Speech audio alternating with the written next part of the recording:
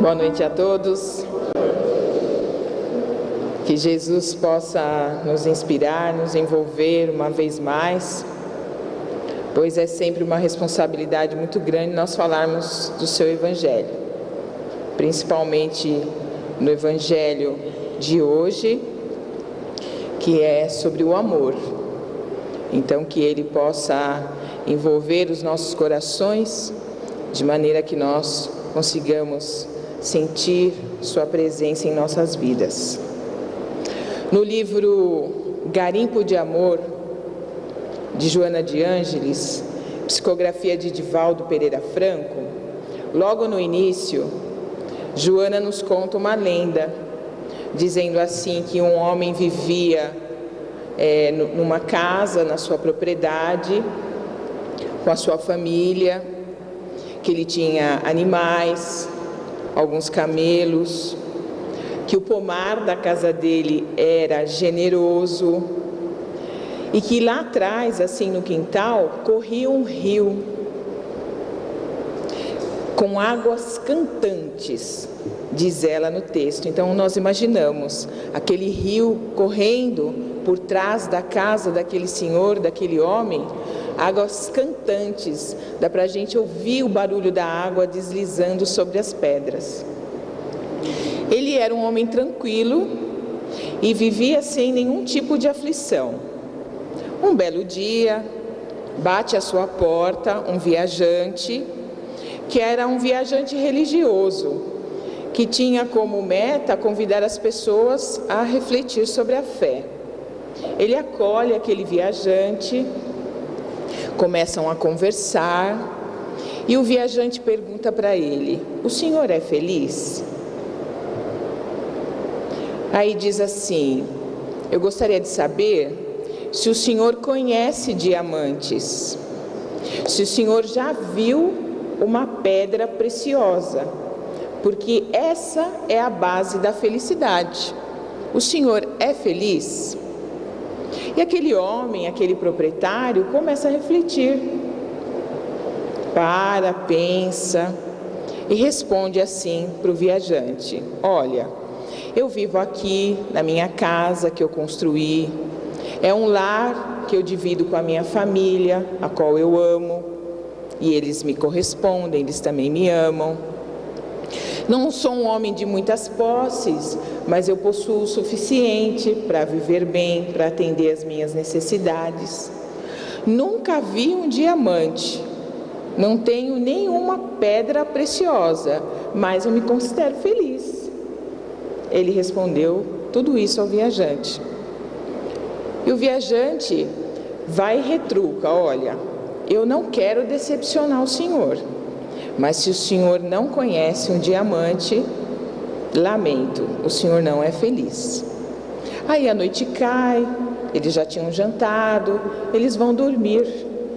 E naquela noite, aquele homem, dono das terras, fica aflito, tem uma noite intranquila, porque ele fica pensando nessa questão dos diamantes. Como eu não conheço um diamante? Como eu não sou feliz? Aí amanhece, vem o dia, o viajante vai embora e ainda diz assim para o proprietário: "Olha, pensa no que eu lhe falei sobre os diamantes." E aquele homem começa a viver de uma maneira um pouco aflitiva, porque ele vai, se informa, conhece como é um diamante, mas fica com aquilo no seu interior: "Eu não tenho nenhum diamante." E ele começa a cobiçar um diamante, a ponto de vender todas as suas terras, toda a sua propriedade, separar um bom dinheiro, deixar com o seu cunhado, entregar toda a sua família aos cuidados desse cunhado e parte em busca de obter diamantes. Conta a lenda que ele atravessou florestas, desertos, subiu montanhas e vales, conheceu diversas cidades, mas nunca encontrou um diamante. O tempo passou, ele foi envelhecendo, a doença chegou, ele não tinha mais forças para caminhar, e ele acabou morrendo sem encontrar um diamante. Dizem que a sua família, que sofreu aquele abandono, também terminou amargurada, se dispersou, muitos terminaram na miséria.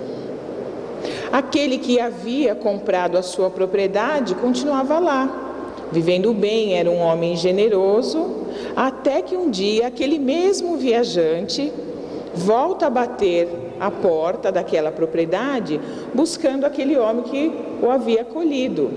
E o novo proprietário diz: olha, depois que eu comprei as terras, ele sumiu, ninguém sabe do seu paradeiro.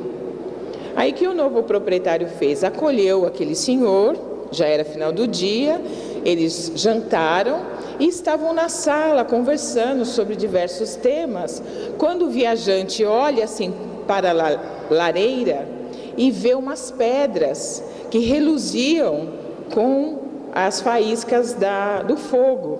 E ele fala: meu Deus, onde que o senhor conseguiu essas pedras? Pergunta para o novo proprietário daquelas terras. Aí ele diz assim: aqui atrás tem um rio que corre aqui no quintal da minha residência, e no leito desse rio está cheio dessas pedras. Aí o homem pega e fala: o senhor não acredita, isso aqui é um diamante. E fica ansioso, pede para que o novo proprietário o leve até lá.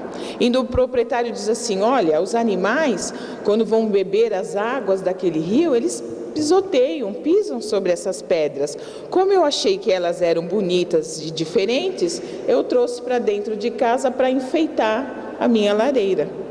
Aí no dia seguinte, o novo proprietário leva aquele viajante até o leito do rio e ele olha que o rio está forrado de diamantes de vários tamanhos, diamantes negros, amarelos, de várias formas.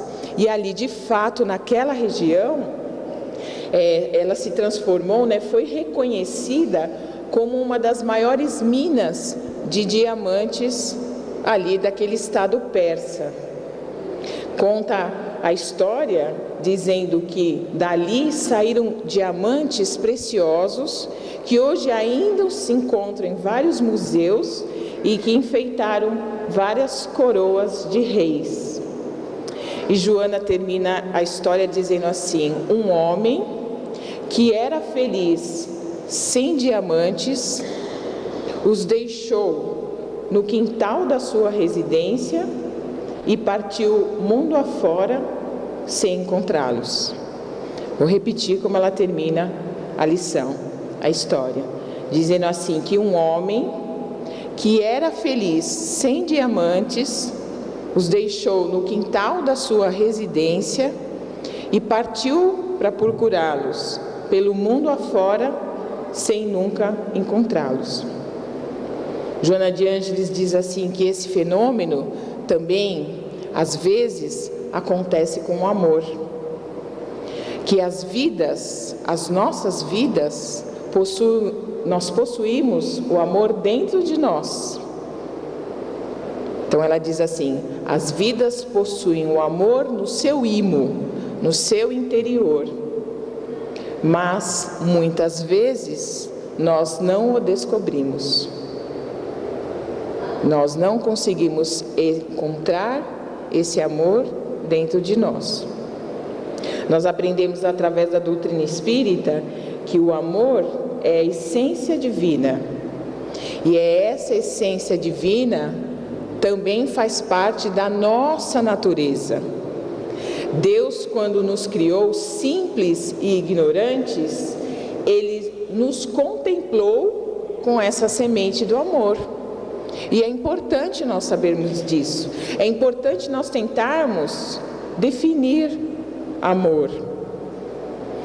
Nós poderíamos definir assim, que essa predisposição é esse sentimento que nós possuímos e que nos predispõe a querer o bem. Não é só querer bem, é querer o bem para nós, para o nosso semelhante ou para alguma coisa. Então, quando nós fomos criados simples e ignorantes, nós recebemos esse sentimento dentro de nós. Ou seja, essa predisposição todos nós temos para querer o bem de nós mesmos, do nosso semelhante ou de alguma coisa. O importante é que à medida que nós vamos crescendo, nós vamos evoluindo, esse amor vai se potencializando, essa semente vai crescendo, vai florescendo. Por que Joana disse que às vezes acontece conosco o que aconteceu com aquele homem? Porque muitas vezes nós desconhecemos que esse amor está dentro de nós e nós vamos procurá-lo fora de nós. Quando alguém nos diz que o amor está em algum lugar, que o amor está em alguma situação, ou que o amor está ou pode ser despertado por alguma pessoa diferente de nós. Então o que nós fazemos? Nós não olhamos para dentro de nós, nós não descobrimos essa essência divina dentro de nós e nós saímos enlouquecidos, buscando encontrar o amor fora de nós. Quando na realidade, desde que nós fomos criados, ele se encontra aqui, esperando que nós olhemos para dentro de nós e os descobrimos. Então ela até diz assim, que o amor está no leito do nosso rio existencial, esperando que nós chegamos até ele e fazemos com que ele se desperte. Não precisamos buscar esse amor fora de nós, num lugar, numa situação ou numa pessoa. Ele nasce de dentro para fora. A raiz do amor está aqui, dentro de nós, que somos seres pensantes e que a partir de uma informação, de um conhecimento, de uma crença tão primorosa, tão especial quanto essa, nós temos a capacidade de mudar as nossas ações. Conversando com os apóstolos sobre o amor, Jesus disse que o amor sustenta a vida em todos os ângulos. Onde quer que nós olhemos, para a nossa vida pessoal, para a nossa vida familiar, para a nossa vida profissional, para a nossa vida espiritual, é o amor que é a base, é o amor que nos sustenta. Ele ainda diz assim para os apóstolos, que uma vida sem amor é como se fosse viver sem existir, sem uma forma. Por isso, talvez Joana de Ângeles no livro diga assim, que o amor é o oxigênio da alma. Ela compara com o ar que nós precisamos para respirar. A nossa alma precisa do amor. Para o quê? Para que ela se engrandeça. Então ela diz assim, que o amor é o oxigênio da alma. E quando nós não temos esse amor, quando a nossa alma não tem esse amor, não faz com que ele floresça, com que ele desperte, com que ele cresça, nós ficamos enfraquecidos. Ainda ela vai mais longe, ela diz assim, nós perdemos o propósito de viver. Ora, nós não aprendemos através da doutrina espírita que o nosso propósito é crescer, evoluir, conquistar todas as virtudes, para que um momento da nossa vida o bem prevaleça, para que no momento da nossa vida o bem vença o mal? Não é assim que nós aprendemos? E quem que é esse bem? Na tradução que nós tentamos fazer, é o amor, é essa disposição, é esse sentimento que nos leva a querer o bem para nós mesmos, para a nossa vida, para o nosso semelhante e para alguma coisa, alguma situação. Então, quando nós não nos alimentamos, não respiramos esse oxigênio que é o amor para nossas almas, nós podemos nos enfraquecer, podemos perder esse sentido da evolução, do amor em nossas vidas.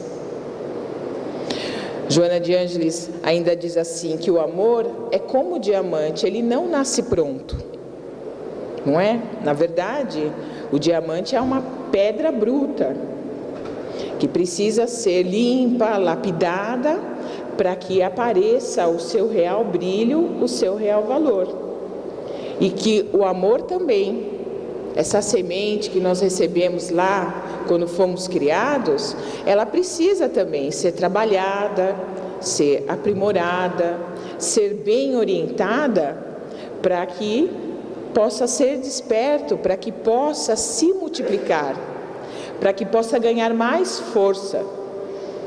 Nós vamos ver no Evangelho segundo o Espiritismo, no capítulo 11, amar o próximo como a si mesmo, nas instruções dos Espíritos, eles nos dizem isso.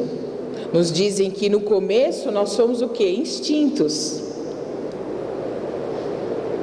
E aí depois, com o avanço, esses instintos, eles podem se transformar em sensações.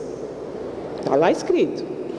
Aí depois que essas sensações, quando instruídas e purificadas, podem se tornar sentimentos. Olha a evolução dessa semente do amor em nossos corações.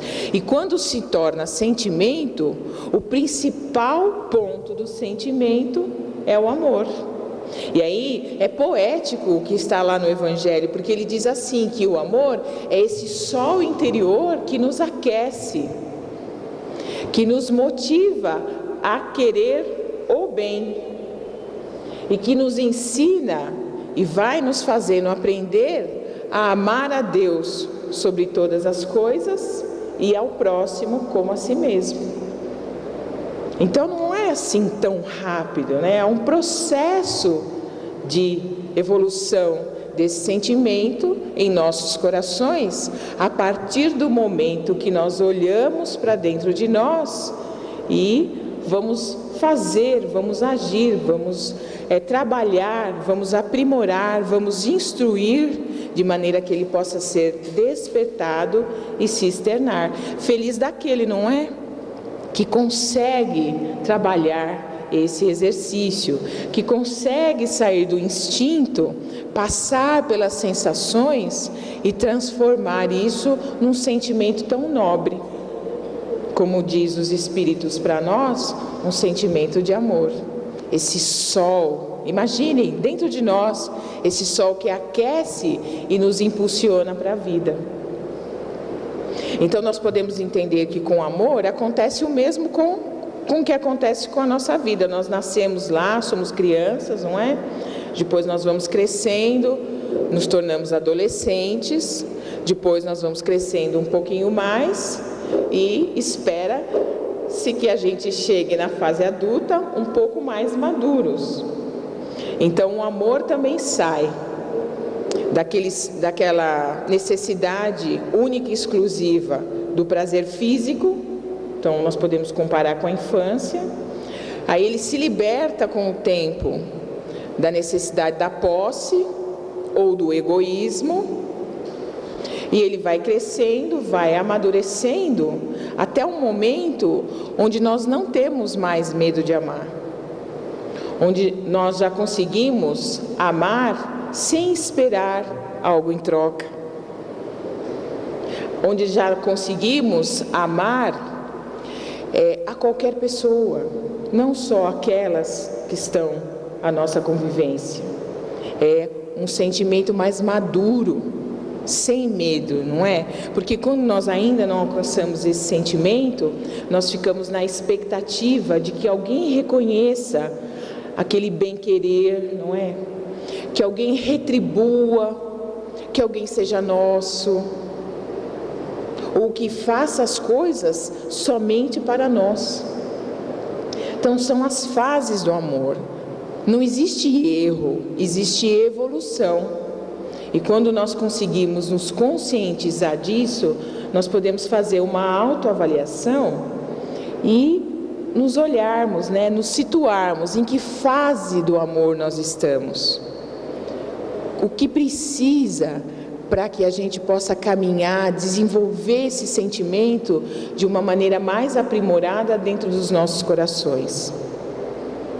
E aí Joana diz assim, que quando a gente caminha para essa madureza do sentimento do amor, a gente consegue conhecer as diversas características, qualidades, ela diz matizes, que o amor possui.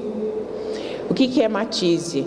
Leves diferenças do mesmo gênero. Então, as leves diferenças que o amor tem na forma de se expressar. Então, nós poderíamos dizer assim, o amor de pais, pai e mãe, o amor de irmãos, o amor de filhos, não é isso?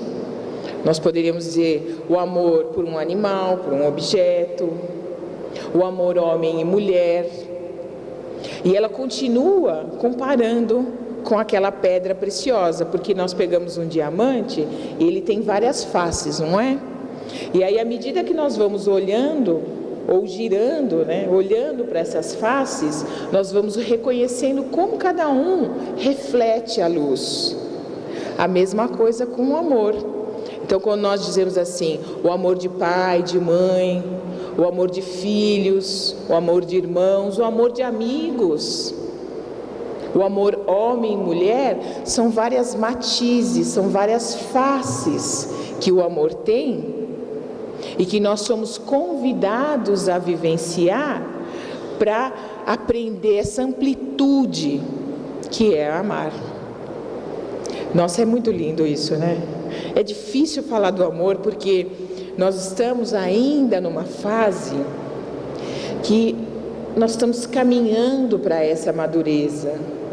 Mas isso é legal também porque nós saímos já, de alguma forma, mesmo que ele ainda esteja aqui escondidinho, nós precisamos cuidar, nós já saímos do instinto, com certeza. E nós precisamos estar atento para fazer essa trajetória da evolução, permitindo que esse amor possa estar mais vivo dentro dos nossos corações.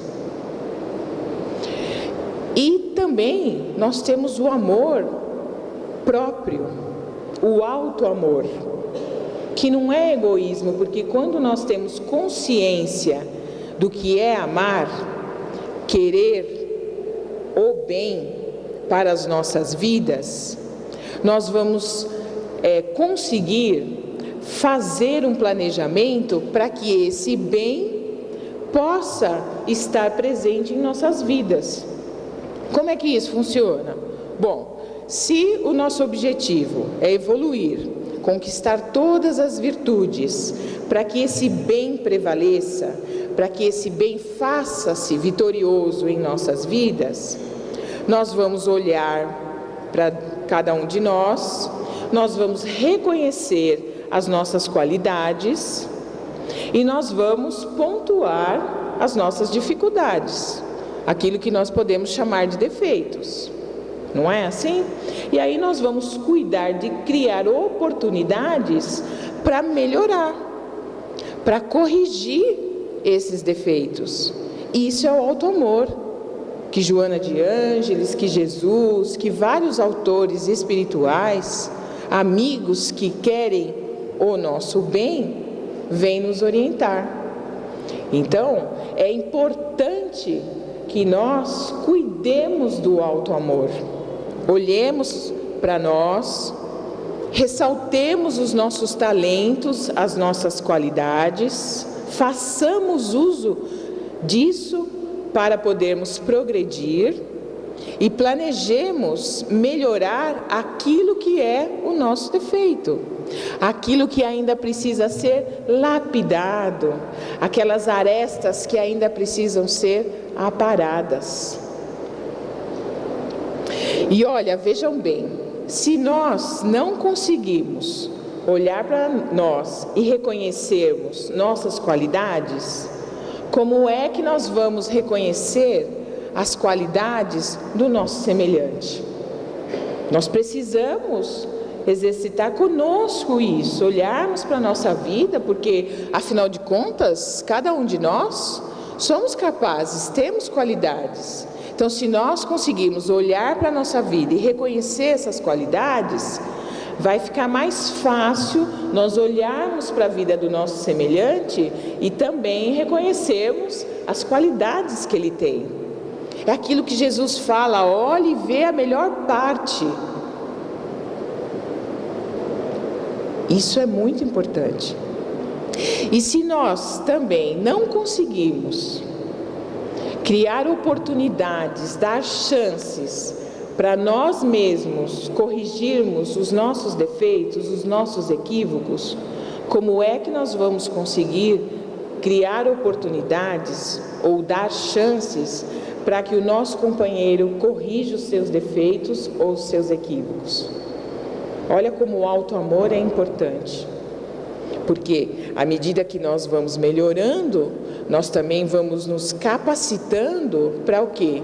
Para oferecer o melhor para o nosso semelhante. E aí, quem sabe, nós vamos caminhando e seja mais fácil fazer aquele exercício de se colocar no lugar do outro, não é? Que nós somos sempre convidados para o quê? Para agir com ele da mesma maneira que nós gostaríamos que agissem conosco. Nossa, a gente saiu lá do amor, vai passando pelas lições de Jesus, e Jesus, conversando com os apóstolos, ainda disse assim: a gente não pode perder tempo em aprender a amar.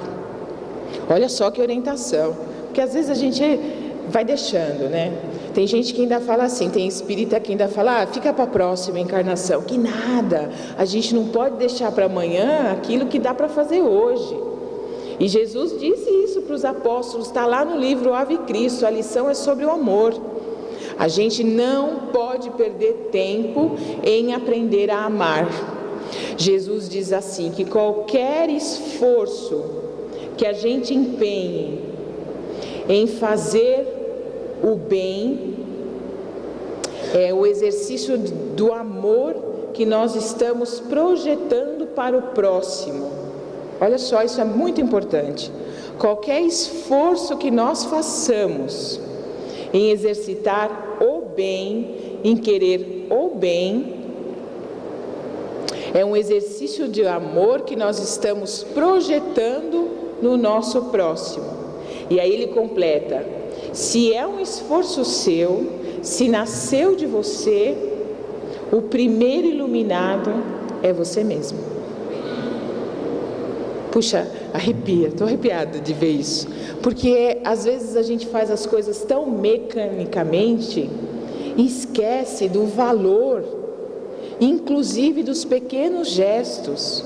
E como nada se transforma de uma hora para outra, tem todo um processo de evolução, na contabilidade da nossa vida, lá no plano espiritual, tudo isso está sendo olhado. Jesus disse: qualquer esforço que a gente empenhe conta como luz para nós mesmos.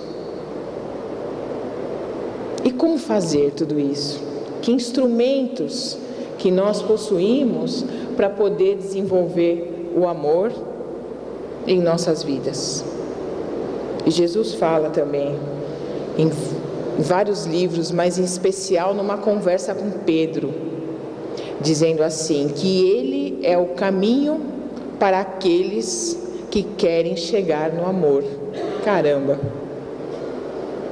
Então, como nós fazemos para desenvolver esse potencial do amor dentro das nossas vidas? Nós precisamos estar com Jesus. Nós precisamos conhecer Jesus. Nós precisamos aprender acerca dos seus ensinamentos. Nós precisamos tentar vivenciar os ensinamentos de Jesus na nossa vida. Jesus ainda fala assim: o amor, ele não precisa de todos os outros sentimentos, mas todos os outros sentimentos precisam do amor para poderem se fazer presente na nossa vida. Então, se nós precisamos perdoar, quando nós perdoamos, nós estamos dando aquela chance para o nosso semelhante, aquela que nós gostaríamos de ter se o equivocado fôssemos nós.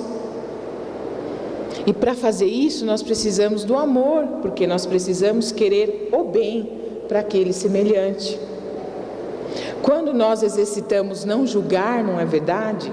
Nós estamos também querendo que, no momento onde nós eventualmente cometemos algum erro, que não venha alguém de uma maneira aleatória nos julgar. E aí vai todos aqueles outros convites de Jesus em relação à paciência, em relação à caridade, não é? Em relação à tolerância tão necessária para esse convívio dia a dia que nós temos com as pessoas que são e que não são do nosso conhecimento, que são ou que não são nossos amigos, que são ou que não são da nossa família. Então nós precisamos trazer Jesus para a nossa vida, vivenciar. Quando ele fala sobre Maria de Magdala, por exemplo, e Pedro ficou inconformado, porque ele ainda não tinha visto essa transformação. Jesus diz para ele que Maria havia escolhido a melhor parte, que era o amor. Ela tinha tudo, ela tinha os homens, ela tinha dinheiro, ela tinha posses, ela tinha um certo privilégio, mesmo vivendo aquela vida desregrada. Mas quem vai ler a história dela, ela tinha um vazio, porque esse amor era o que? Era fora dela. E aí quando ela conhece Jesus, ela consegue preencher o seu coração, porque ela olha para dentro de si e busca desenvolver essa semente, essa essência divina dentro da sua vida. E assim com tantos outros que trouxeram Jesus para a sua proximidade. Jesus ainda fala, nós precisamos confiar em Deus, nós precisamos confiar nos ensinamentos, porque confiando nós vamos ter as atitudes que o Evangelho nos convida. E toda vez que nós temos uma atitude positiva para com a vida, ela devolve de diversas formas esse otimismo, essa esperança como resposta para o nosso dia a dia.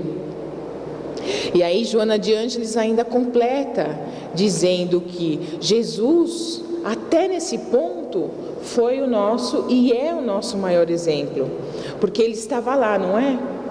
Na esfera crística, um espírito puro, e ele veio ter conosco por amor. Ele veio estar conosco porque ele queria nos ensinar a aprender sobre o bem. E ele, em uma das suas conversas com os apóstolos, ainda diz: tudo o que eu passei ou o que eu vou passar, qualquer martírio que eu sofra, é porque eu vos amo.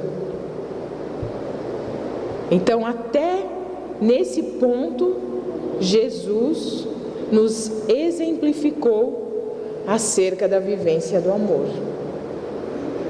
Então, o convite do Evangelho dessa noite é que a gente possa refletir sobre esse sentimento tão poderoso em nossas vidas. Jesus ainda nos orientou assim: amai-vos e instruir-vos. Nós conseguimos amar sem instrução. Nós não precisamos ser letrados, ter cultura para poder amar. Nós precisamos estar com Deus, ter essa ligação com a divindade, porque quando nós nos ligamos à divindade, como por exemplo através da oração, nós estamos perto, nós estamos adubando essa essência divina dentro dos nossos corações. Agora, instruirmos é um caminho. Nós estamos aqui estudando a doutrina espírita, tem as escolas, os trabalhos mediúnicos, não é? Então nós somos convidados a ter responsabilidade, a saber o que é a ética, aprender sobre o respeito, e aí a nossa inteligência vai ficando aberta para poder exercitar o amor. Instruir é um caminho. Agora, quando nós conseguimos unir os dois, não é? Amar e instruirmos, e aí nós temos mais força para fazer com que esse sentimento esteja presente em nossas vidas. Então, o convite do Evangelho dessa noite é que a gente possa refletir sobre o amor e aproveitar, porque aqui está repleto de espíritos que nos amam.